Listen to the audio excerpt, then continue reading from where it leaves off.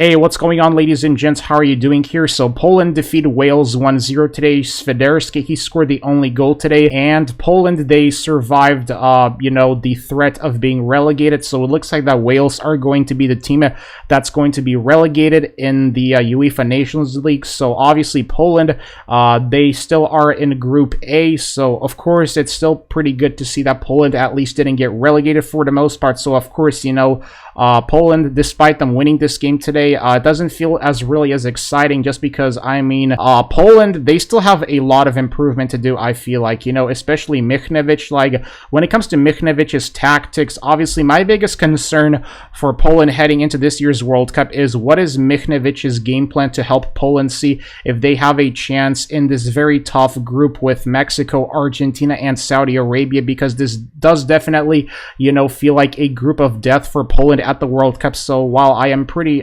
stoked with the victory today, at the same time, the journey to the World Cup ain't over yet, because we still have to see, which tactics Michnevich will turn up at the World Cup, and whether or not Poland will actually show up at the World Cup. That's going to be my biggest question. But nonetheless, today, Poland, they looked pretty, I think they looked pretty solid today as a team against Wales. Wales, they did pretty well in this game too, for the most part, if I'm being honest here. I was just surprised to see us not concede in this game, so we managed to keep a clean sheet against Wales at the same time. So of course, this was definitely a very interesting, impressive stat for us to finally keep a clean sheet for once. But at this very same time, Poland, like I said before, they still have a lot of improvement to do as a team, and I was surprised to see us play Swiderski up front. I thought we were going to play Milik up front today, but I guess that the manager decided to play Swiderski, in other words, up front with Lewandowski and Lewandowski. Of course,